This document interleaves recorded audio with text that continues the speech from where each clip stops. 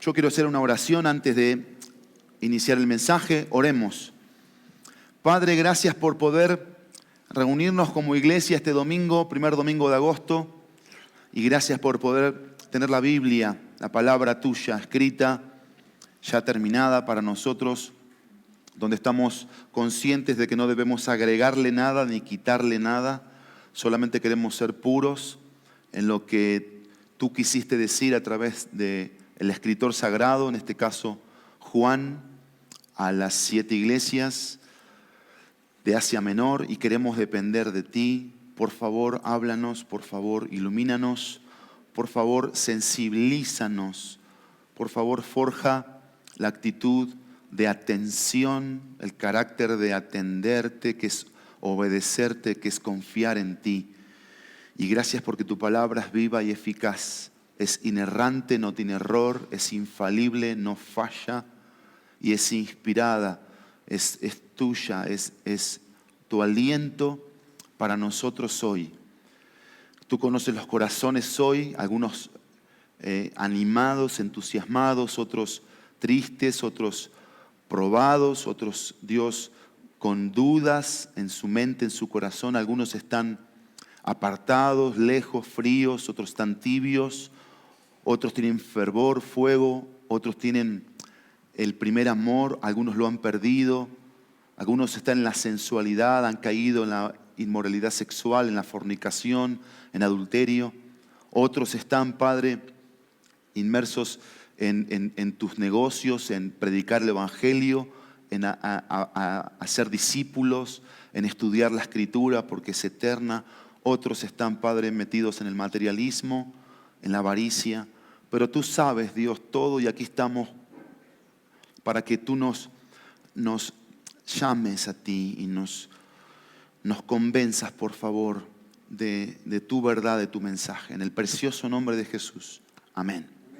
Bien, aquí estamos entonces con la iglesia de Esmirna, capítulo 2, versículo 8 al versículo 11. 4 versículos nada más. Esmirna significa amarga y se relaciona con la palabra mirra. Esta palabra mirra es símbolo de grandes sufrimientos y muerte. Y vas a ver por qué. Vas a ver que se repite esta palabra sufrimiento, prueba, tribulación y la palabra muerte. Ella formaba parte del perfume, la mirra, de la unción sagrada. Se lo vas a ver en Éxodo capítulo 30. Se ungía, se pasaba esta mirra cuando alguien fallecía. Esmirna hoy es Izmir. Está en Turquía, situada a unos 60 kilómetros de las ruinas de Éfeso. Ya dijimos que hoy Éfeso es un lugar de ruinas. Cuenta aproximadamente con 2 millones de habitantes y es una de las prósperas ciudades del Asia Menor. Le llaman la Perla, bellísima ciudad cerca del mar del Asia Menor. Parece ser que el Evangelio llegó allá desde Éfeso. Hechos capítulo 19, versículo 10 dice así. Hechos 19, 10 dice: esto continuó por 2 años, de manera que todos los que vivían en Asia oyeron la palabra del Señor, tanto judíos como griegos. Ahí está, en Hechos 19 está Pablo en Éfeso, predicando el Evangelio, anunciando la palabra de Dios en las sinagogas. Vas a leer en el versículo 8, en el versículo 9, y en el versículo 10 leemos esto. Así que podemos pensar que Esmirna oyó de Cristo desde Éfeso, por supuesto por los apóstoles, en este caso el apóstol Pablo.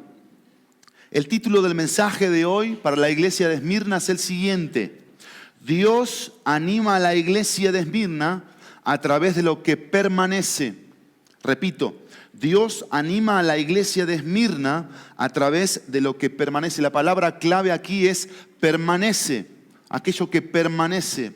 Y deberíamos preguntarnos, ¿qué es lo que permanece? ¿Qué es lo que permanece? Vamos a lo primero. Lo primero que permanece está en el versículo 8 dice, escribe al ángel de la iglesia en Esmirna. Y ahí tenemos el primero y el último, el que estuvo muerto y ha vuelto a la vida. Y ahí tenemos la deidad de Jesucristo. Eso es lo primero que permanece. Jesucristo es Dios. Aquí Jesucristo va a tomar un nombre del Antiguo Testamento, ¿sí? Comparado con lo que el Señor le dijo a Moisés, cuando Moisés dijo, bueno, ¿y qué voy a decir si me preguntan quién me manda? Éxodo 3:14 dice, yo soy el que soy.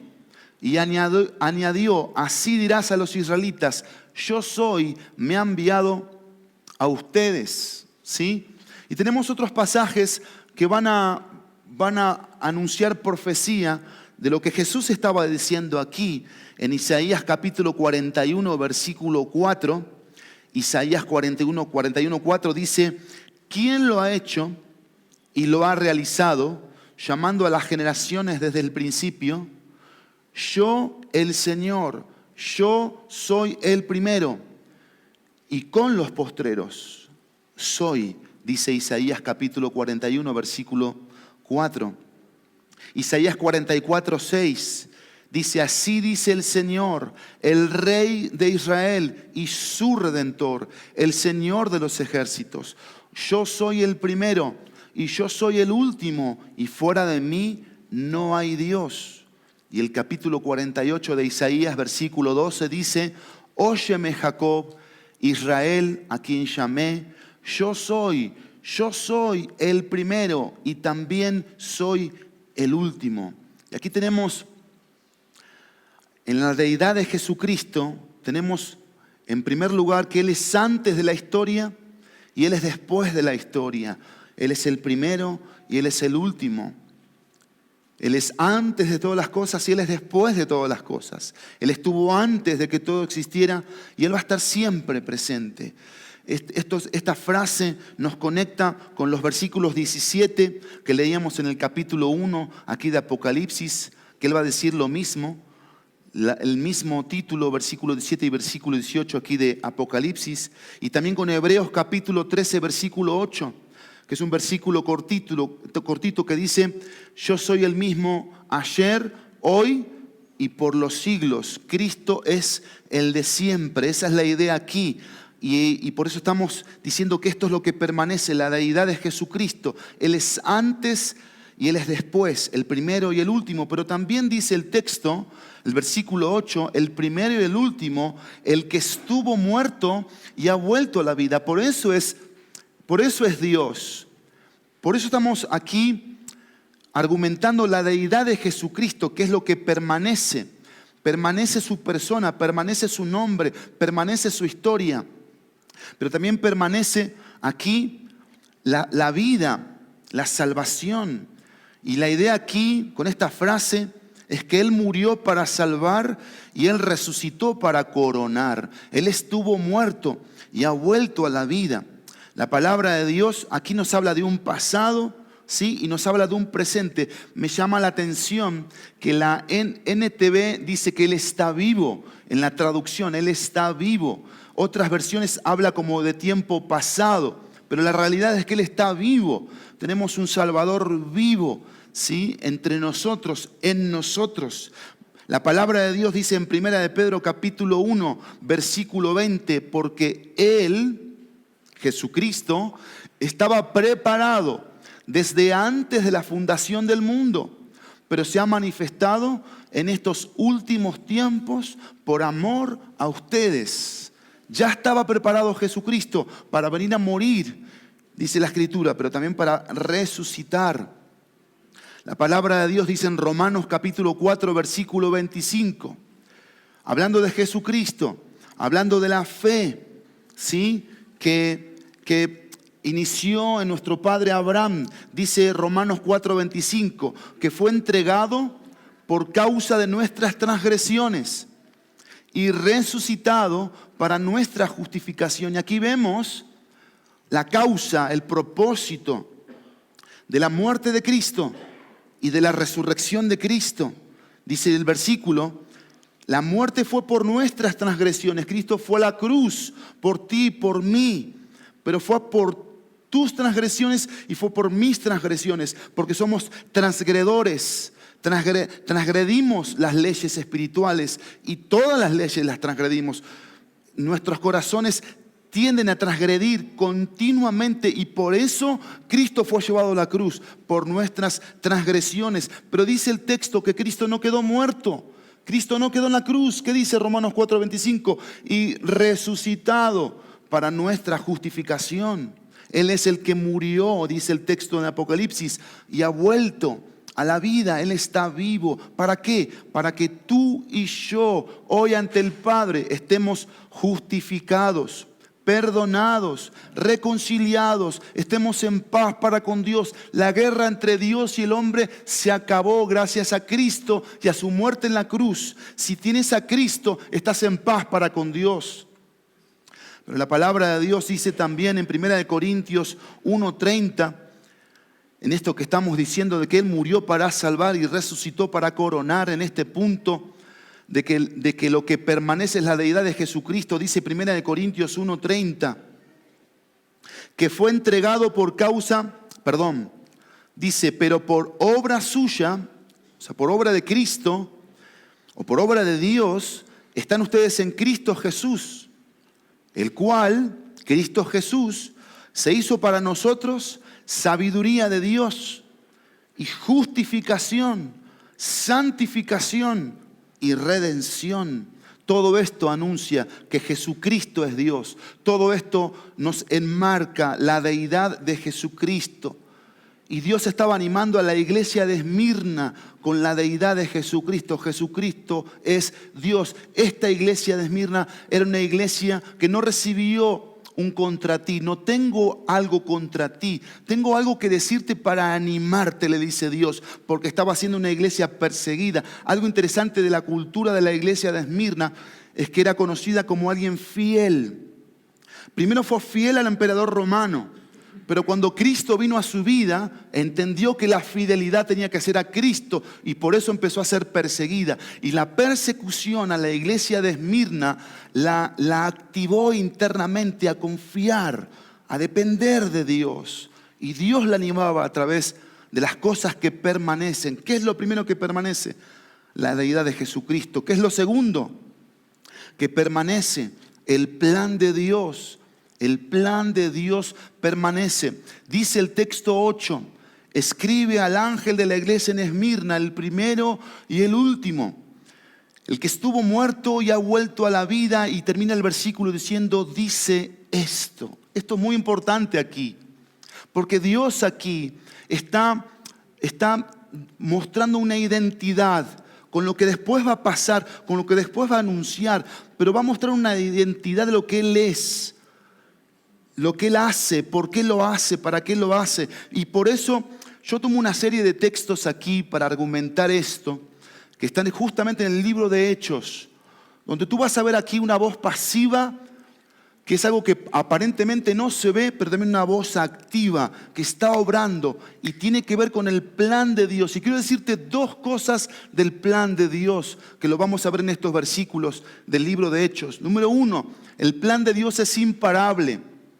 Nadie va a parar el plan de Dios, ni nosotros, ni el dinero, ni la política, ni la persecución, ni el anticristo, ni la tribulación, ni la muerte, ni la vida, ni nada lo va a parar el plan de Dios. El plan de Dios se va a cumplir porque el plan de Dios es imparable. Pero en segundo lugar, el plan de Dios es invencible. Nada ni nadie puede vencer a Dios. Dios es invencible. Dios es invencible. Y veamos lo que dice, por favor, la palabra de Dios en Hechos capítulo 6, versículo 7. Hechos 6, 7. Si me gustan acompañar.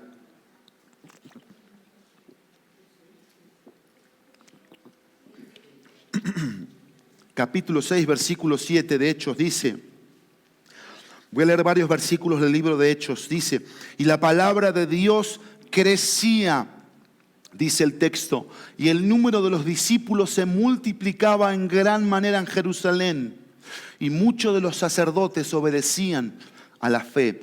Todos los textos que vamos a leer están en un contexto de conflicto, de problemas, de persecución, y aquí tenemos Esta es la voz pasiva. Dice, y la palabra de Dios crecía. ¿Quién la hacía crecer? Dios. Ahí está lo activo de la voz.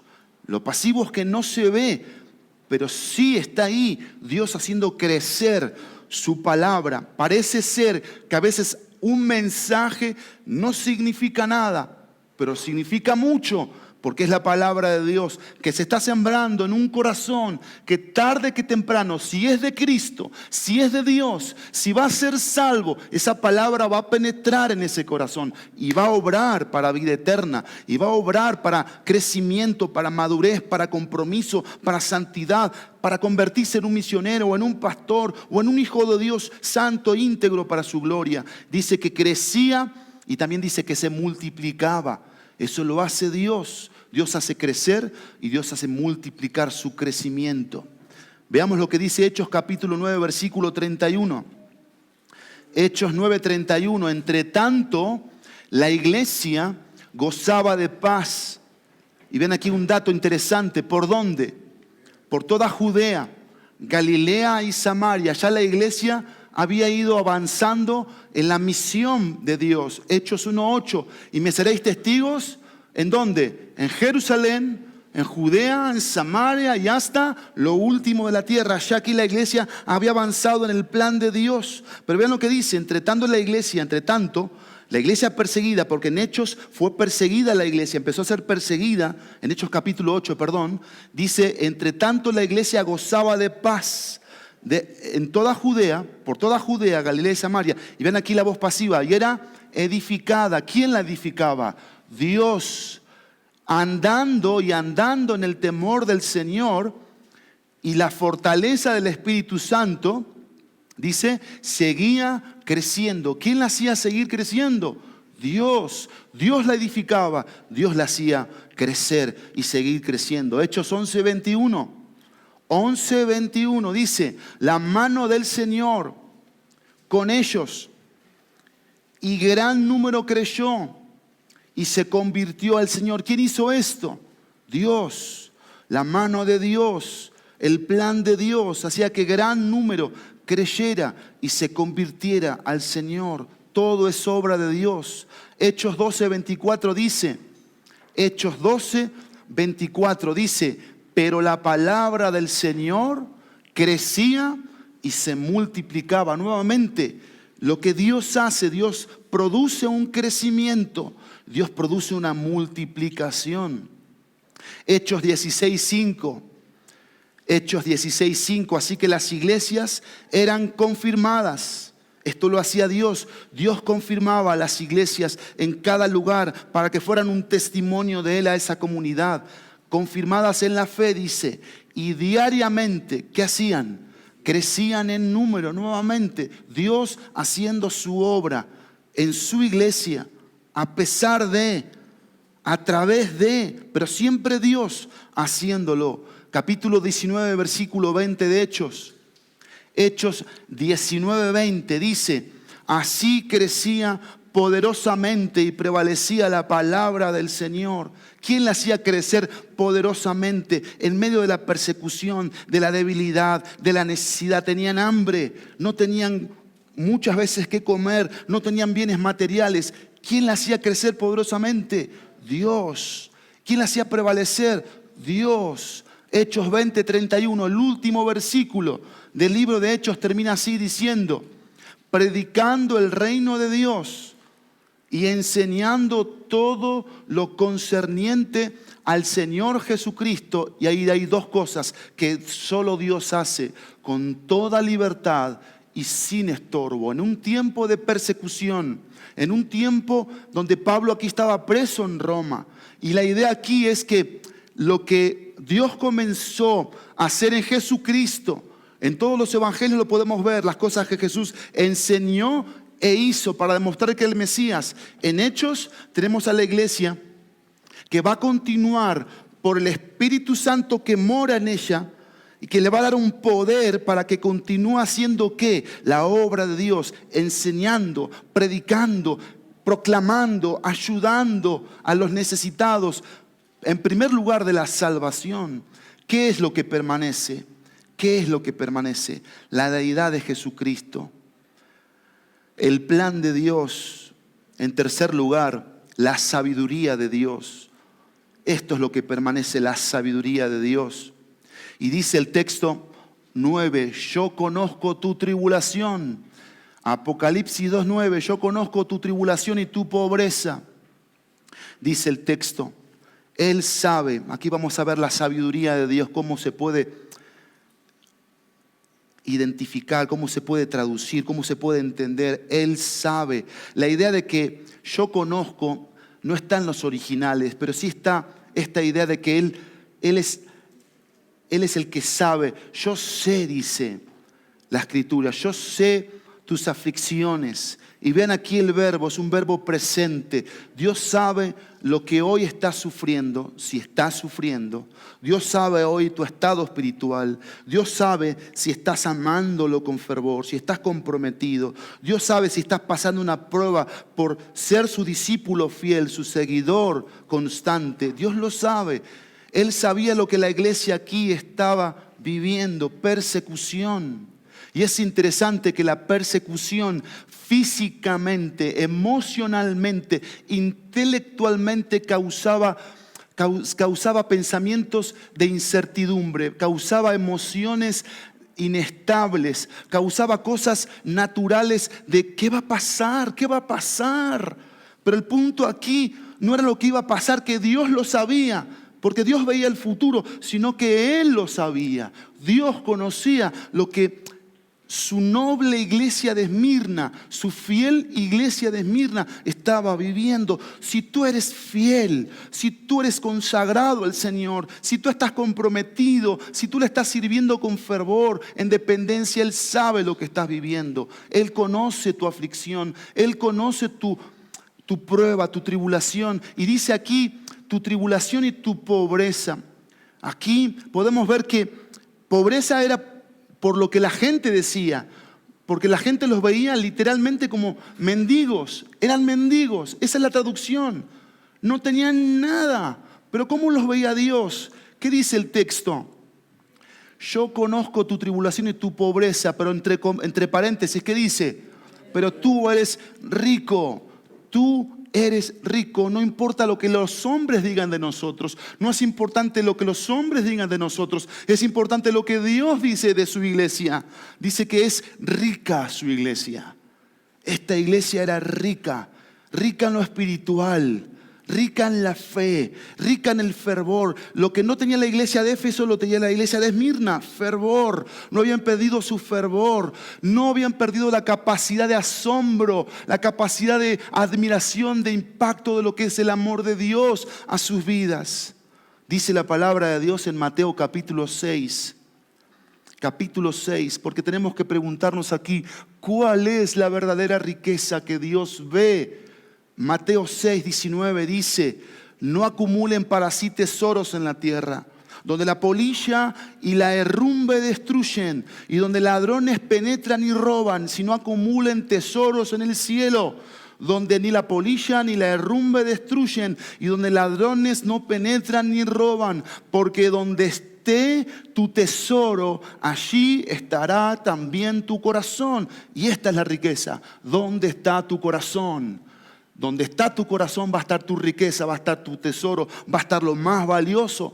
Pero el Señor continúa en el versículo 24, dice así, nadie puede servir a dos señores, porque o aborrecerá a uno y amará al otro, o apreciará a uno y despreciará al otro.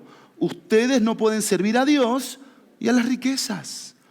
¿Qué es hoy lo rico para ti? ¿Cómo está hoy tu riqueza espiritual, tu riqueza de fe, de fidelidad, de confianza, de dependencia, de prioridades espirituales eternas? ¿Qué es lo más importante para ti? ¿Es la voluntad de Dios? ¿Es jugártela por Dios? ¿O es entregarte a las cosas que este mundo te ofrece? La iglesia de Esmirna se la jugó por Dios y dijo, yo voy a serle fiel a Dios y voy a confiar en Dios y voy a hacer su voluntad en medio de una persecución, de una crisis, de una prueba, tribulación.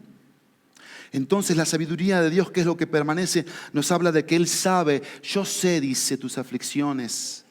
Pero también Él dice, tú eres rico. Pero también Él manifiesta. ¿Ves lo que dice el versículo 9? Yo conozco tu tribulación y tu pobreza, pero tú eres rico. ¿Pero qué más dice? Y la blasfemia de los que se dicen ser judíos y no lo son, sino que son sinagoga de Satanás. Así como Dios conoce la nobleza de su iglesia, conoce la característica de los enemigos, de los que son falsos, de los que se dicen ser y no lo son. ¿Qué hace la sabiduría de Dios? La sabiduría de Dios manifiesta la verdad sobre la mentira, la luz sobre las tinieblas, la pobreza sobre la riqueza, los que están pero no están, dicen ser pero no son. Y esto es fuerte aquí, porque solo lo hace Dios esto. Dios revela. Y estos estaban aquí. Y claro que eran personas usadas por el enemigo, por Satanás, para traer un mensaje contrario al de Dios, de oposición. Pero eran judíos. Claro que eran judíos. Eran parte del pueblo. Pero estaban ahí para generar una oposición. Y muchas veces la oposición viene de adentro, no de afuera. Nosotros mismos, como creyentes, nos vamos poniendo diferentes cosas. Y algunos, como bien dice aquí, aparentan ser creyentes, pero no lo son. Se dicen ser, pero no lo son. Pero estamos aquí hoy para decírtelo, que si no eres creyente, si no has nacido de nuevo, deja que Dios entre en tu vida a través del amor de Jesucristo. Ábrele tu corazón. Dile que lo necesitas. ¿Qué es lo que permanece? La deidad de Jesucristo, el plan de Dios, la sabiduría de Dios, pero en cuarto lugar, la palabra de Dios permanece. Dice el texto aquí en el versículo 10, no temas lo que estás por sufrir. No temas lo que estás por sufrir. La sabiduría de Dios, la palabra de Dios va a hacer dos cosas. Va a animar a la iglesia, le dice no temas, no tengas miedo. La anima, la fortalece con estas palabras. Dios es el Dios del valor. Dios es el Dios de la seguridad. Dios es el Dios de la estabilidad. Dios es el Dios que da seguridad. No hay otra cosa que dé seguridad, solamente Dios y sus palabras. Y está en los corazones de los que creemos, de los que profesamos fe genuina, sincera, de que lo que Él dice de verdad es verdad, lo tomo en cuenta, no pasa por alto, no entra por acá y sale por acá. Y estando en la prueba, en la tribulación, en la angustia, en la debilidad, en la situación difícil como creyentes, viene la palabra de Dios a nuestras vidas para animarnos, para fortalecernos, para levantarnos. No temas. Y es interesante que el no temas está en verbo presente todo el tiempo. Dios me anima a no tener miedo, al hacer su voluntad. Y familia, hoy deberíamos pensar qué cosas nos producen temor, miedo. ¿Qué cosas son las que realmente nos dan miedo? ¿Qué cosas? ¿Es hacer la voluntad de Dios? ¿Es ir y predicar el evangelio? ¿Es hacer discípulos? ¿Es enfrentar un pecado con alguien y decir, sabes que yo pequé, yo fallé, yo acá hice algo, yo fui desleal, yo mentí, o yo estoy siendo deshonesto? ¿Eso está haciendo? Eso debería ser. Que el precio que paguemos todos aquí por la voluntad de Dios sea enfrentar las situaciones con Dios y no dejarlo pasar. Y ahí el valor de Dios va a venir a nuestras vidas. ¿Para qué? Para si tener que enfrentar una situación, enfrentarla, no darle vueltas. Porque si nosotros no lo hacemos, el pecado está a la puerta y el pecado genera endurecimiento. Ayer escuchábamos un estudio que hablaba del pecado, cómo vemos el pecado.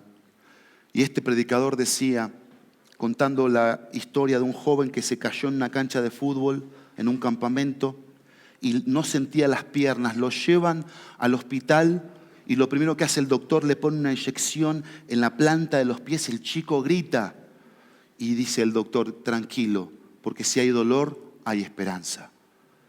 Y ese predicador decía, a mí me impactó esa frase, porque nos debería doler el pecado, nos debería doler pecar. Si no te duele pecar, entonces estás perdido. Si te duele pecar, hay esperanza. Si te duele fallar, si te duele mentir, si te duele ser deshonesto, si te duele robar, si te duele realmente ser egoísta, hay esperanza. Ahí hay evangelio, ahí está Dios, ahí está su Espíritu Santo obrando. Y eso lo hace la palabra de Dios, porque viene la palabra de Dios para confrontar, para cambiar lo que está mal, la mentira por la verdad, las tinieblas por la luz, la esclavitud por la libertad. Eso hace la palabra de Dios, anima, pero también la palabra de Dios prepara. ¿Qué dice el texto? No temas, dice, lo que estás por sufrir. La palabra de Dios va a preparar. Siempre Dios te prepara desde el presente para lo que va a pasar en el futuro. Ninguno de los que estamos aquí conocemos lo que va a pasar en 5 minutos. Solo Dios. Solo Dios lo sabe. Y qué bueno es tener la relación con un Dios que sabe lo que va a pasar y sabe que podremos ser probados en nuestra fe hacia Él, nuestra confianza y dependencia y fidelidad. Dios nos prepara con su palabra, porque la palabra de Dios permanece. Pero ¿qué es lo que más permanece? Permanece la deidad de Jesucristo, permanece el plan de Dios, permanece la sabiduría de Dios, permanece la palabra de Dios, permanece la soberanía de Dios. La soberanía de Dios. Vean lo que dice el versículo 10. No temas lo que estás por sufrir. Dice el texto, yo te digo que el diablo echará a algunos de ustedes en la cárcel para que sean probados y tendrán tribulación por 10 días, tiempo corto para animarles justamente, para que no vean una prolongación larga de dolor, de prueba, de sufrimiento. 10 días, poco tiempo, el tiempo es de Dios. Sé fiel hasta la muerte, dice el texto, y yo te daré la corona de la vida. Es interesante cómo se ve la soberanía de Dios aquí, porque Dios conoce el futuro en primer lugar. Él dice, yo te digo, presente, que el diablo echará, futuro. Y la palabra diablo aquí es el acusador de los hermanos. Algunos de ustedes en la cárcel. ¿Quién estaba preso aquí? Juan, el escritor. ¿Dónde estaba preso? En la isla de Patmos. Él estaba preso por predicar el evangelio. Versículo 11, lo leímos aquí. ¿Sí? ¿Se acuerdan que lo leímos? Versículo 9, perdón. Dice, por causa de la palabra de Dios y del testimonio de Jesús. Juan estaba preso. Y Juan sabía de lo que era estar preso por la causa de Cristo. Bueno, estos creyentes iban a vivir lo mismo. Por decirle al emperador, yo creo en Cristo, yo confío en Cristo, yo soy de Cristo. Cárcel, muerte, persecución, dolor, angustia. Pero aquí se ve la soberanía de Dios. Dios conoce la nobleza de su iglesia, de los que son suyos, pero conoce la maldad del diablo, la perversión del diablo, que es el enemigo de nuestras almas. Dios conoce el futuro, Dios controla en segundo lugar toda situación, porque dice el texto, el versículo 10 que estamos viendo, yo te digo que el diablo echará a algunos de ustedes en la cárcel para que sean probados. Para que sean probados. Dios está en control de toda situación. Dice, y tendrán tribulación por 10 días. Es decir, no importa lo que el diablo maquine. No importa lo que el diablo tenga en mente. Lo más importante es que Dios es soberano. Y que Dios está en control. La pregunta es, ¿su iglesia aquí estaba confiando? Sí. Estaba confiando y Dios la estaba animando y Dios la estaba fortaleciendo con su mensaje a través del mensajero. Tú y yo como iglesia, ¿estamos confiando en Dios? ¿Es el plan de Dios? ¿Es la voluntad de Dios lo más importante? Entonces tú vas a experimentar lo que permanece, la soberanía de Dios. Porque Dios todo lo sabe, Dios todo lo ve, Dios todo lo conoce. Y es interesante que nada escapa de la vista de Dios, del conocimiento de Dios, de la presencia de Dios, aún siendo inconversos, porque Dios dice que el sol sale para justos e injustos. Dios dice que Él ve a los malos y a los buenos. Y quizás aquí sea el ejemplo. Aquí pueden haber justos como injustos, buenos como malos, justos, justificados, redimidos, reconciliados, en paz con Dios y para con Dios. Son salvos, son sellados con el Espíritu Santo, son hijos del Rey. Están en ese camino angosto, en ese camino de sufrir, de batallar con la carne, con el mundo, con Satanás. Están ahí peleando la buena batalla. Pero también pueden haber otros aquí que se dicen ser, pero no lo son. Y hoy la palabra de Dios quiere descubrirte, quiere sacarte de la falsedad, del engaño, y quiere llevarte a lo genuino, a lo sincero, a lo verdadero, a la luz, a lo que Dios es. Porque eso hace un Dios soberano. Eso hace un Dios soberano. Y esa es la característica de Dios. Y terminamos. ¿Qué es lo que permanece? Permanece, en primer lugar, la deidad de Jesucristo, el plan de Dios, la sabiduría de Dios, la palabra de Dios, la soberanía de Dios, pero en último lugar permanece el propósito de Dios. Dice el texto 10 para cerrar: sé fiel hasta la muerte. Y la traducción mejor aquí sería: sé fiel a pesar de que eso te cueste morir. Sé fiel a pesar de que eso te cueste morir. No es hasta, sino a pesar de. No es hasta la muerte, a pesar de. Porque la realidad de las cosas, que naturalmente no es como nosotros pensamos. Bueno, yo nací y creo que debo vivir unos 80, 90 años para vivir bien la vida. Eso es un pensamiento re mundano. Aunque la Biblia dice 70, 80, pero nosotros no tenemos que pensar de esa forma, porque hoy podemos morir. ¿Ves las veces que habla de la muerte aquí en este pasaje? ¿Cuántos tienen asegurada la vida eterna aquí? ¿Cuántos aquí están seguros de dónde van a pasar la eternidad? Porque son hijos de Dios. Tienen a Cristo en su corazón. Y el texto dice: sé fiel. Porque el propósito de Dios trabaja en aquellos que ya ha hecho suyos. ¿Para qué? Para hacerlos lo que Él es. ¿Qué es Dios? Dios es fiel. Aquí vemos a un Dios fiel, dando un mensaje fiel, seguro, confiable, que ellos tenían que abrazar, confiar, creer, recibir para vivir en la situación que les tocaba. ¿Cuál es tu situación hoy? ¿Cuál es tu situación hoy? ¿Tu situación es un matrimonio en conflicto? Bueno, tienes que tomar la palabra para ti. ¿Tu situación es un jefe problemático que es pedante, ofensivo? Bueno, ¿qué vas a hacer con la palabra hoy en tu situación? Estos creyentes tienen que decir: bueno, lo que yo tengo hoy es persecución, es cárcel, es muerte.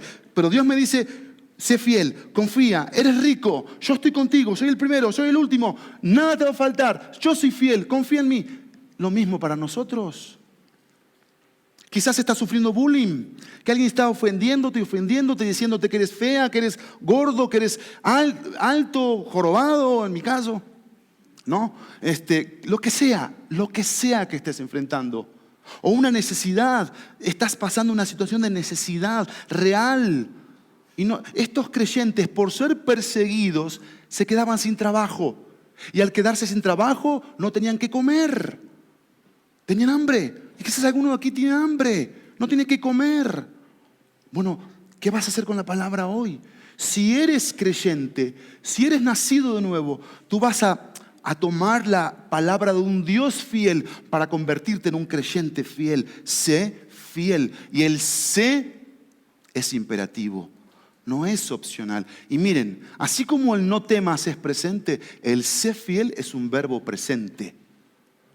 No es un tema de soy fiel si me das, si estás, si me sacás de este problema. No, es un tema de ser fiel en las malas. Es un tema de ser fiel en las malas. Es un tema de ser fiel en las malas. Porque es muy fácil ser fiel en las buenas. Es muy fácil. Es muy fácil levantar las manos y decir: yo te adoro, Dios, porque tengo salud. No estoy enfermo. Ah, sí, padrísimo. No tengo necesidad económica. Oh, sí, Dios, wow, eres increíble, Dios. Pero ¿qué si Dios decide probarnos? ¿Qué si Dios decide tocarnos con una enfermedad? ¿Qué si Dios decide quitarnos la seguridad económica y lo material que tenemos? ¿Qué si Dios decide llevarse a alguien querido de nuestra vida? ¿Qué pasa ahí? ¿Qué va a existir en ese momento? ¿Qué va a salir de nuestro corazón? Bueno, si eres un creyente que estás teniendo una relación con Dios y su palabra es viva en tu vida, tú vas a ser fiel, claro que sí. No vas a saber muchas respuestas, pero vas a ser fiel. La muestra está aquí en Esmirna. Él forma, Él recompensa, dice el texto, yo te daré la corona de la vida. Precioso, precioso. Porque la idea aquí, en un contexto de muerte, es que la vida es una corona. La vida es una corona. Y es algo que los creyentes fieles van a recibir cuando traspasen el cielo. Tú vas a recibir la corona de la vida. Vas a experimentar la vida eterna. Y es interesante aquí, lo que está diciendo el autor aquí. Aquí está hablando de eternidad, de eternidad. Está hablando de lo espiritual, lo espiritual. Y el punto aquí es esto, escúchalo bien, presta atención al Señor. Porque o tienes vida espiritual eternamente con Dios, en el cielo, en la calle de oro, en el mar de cristal, donde está el sol de Dios. Dios es el sol, Dios es el luminar. No hay estrellas, no hay sol, no hay luz eléctrica. Dios ilumina todo. No hay llanto, no hay dolor. Las primeras cosas pasaron, los quebrantos. Todo pasó porque ya estás en el cielo.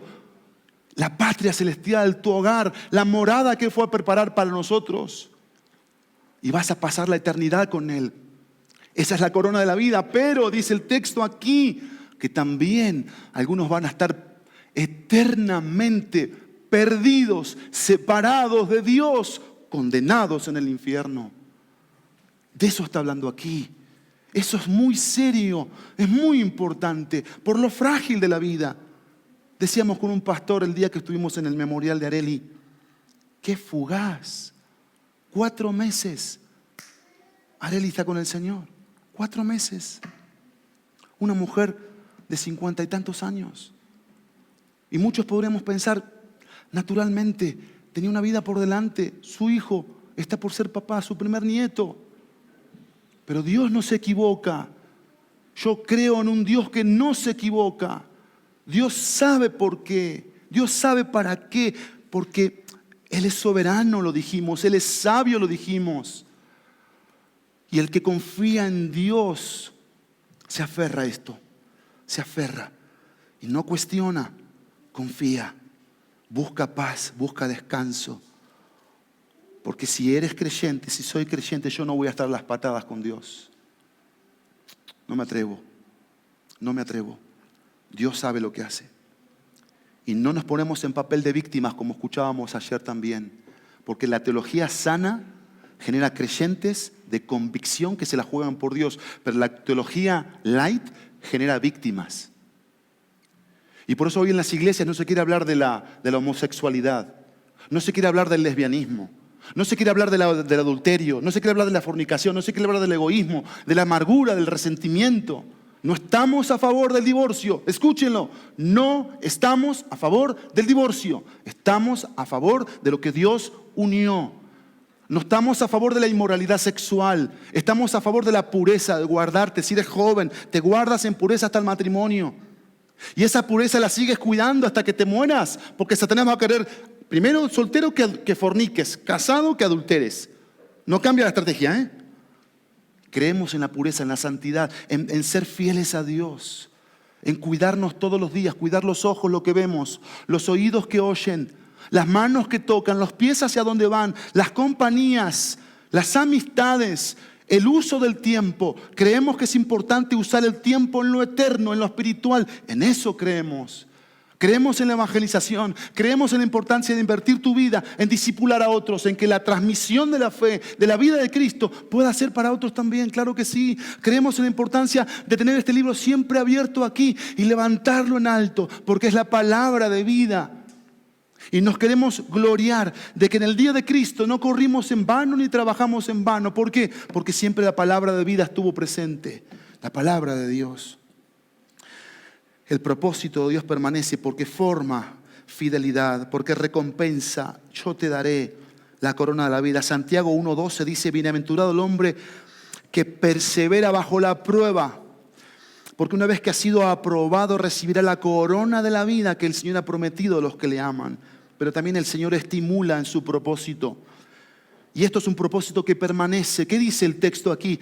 Todos los textos de Apocalipsis, los finales, el que tiene oído, oiga. Presente de vuelta, el que tiene oído, presente, oiga, presente. Lo que el Espíritu dice a las iglesias. Pero termina el texto 11 diciendo: el vencedor. Tradúcelo así, mira, así, el creyente, que es un vencedor, no sufrirá daño de la muerte segunda. La muerte primera es la física, la muerte segunda es la espiritual. Como te dije, eternamente con Dios o eternamente separado de Dios. ¿Qué quieres? ¿Qué eliges en esta mañana? Dios anima a una iglesia con las cosas que permanecen. Y de una u otra forma, si tú eres la iglesia, si yo soy la iglesia, hoy nos animó Él. Claro que sí. Nos animó a perseverar en la fidelidad, en el compromiso, en el fervor, en la entrega, en la santidad, en el evangelismo, en hacer su voluntad. Pero si no eres la iglesia hoy Él te está advirtiendo de una vida de condenación. Y te está hablando para que por favor le abras tu corazón y le digas: Dios, sálvame. Dios, sálvame. Oremos. Padre, gracias por tu palabra y gracias porque tú nos has hablado al corazón. Por favor, Dios, gracias porque nos has hablado, pero por favor, confirma esta palabra en los corazones de los que creen en ti, de los que han decidido hacer tu voluntad. Y si hay creyentes aquí que están dudando de tu voluntad, Dios, por favor, Dios, que eso no esté presente en sus vidas, porque eso es una señal de que hay algo que no está bien ahí. Que nos duela el pecado, Dios, por favor. Que nos duela ser creyentes mediocres, Dios. Que nos duela ser creyentes orgullosos, autosuficientes. Que no vivimos en función del cuerpo de Cristo, de ser familia. Pero también te ruego en estos momentos, por los que hoy están aquí y no son tuyos, no son creyentes. Hoy yo te ruego que tu fe esté produciéndoles en sus corazones decirte: Dios, te necesito. Dios, ven a mi vida. Dios, perdóname a través de la sangre de Cristo, por favor, límpiame. Jesucristo, sálvame, entra en mi corazón. Te necesito en mi vida. Quiero tener una relación contigo personal, como la tenía la iglesia de Esmirna. Ven a mi vida. Gracias, Dios, porque eres el primero y eres el último.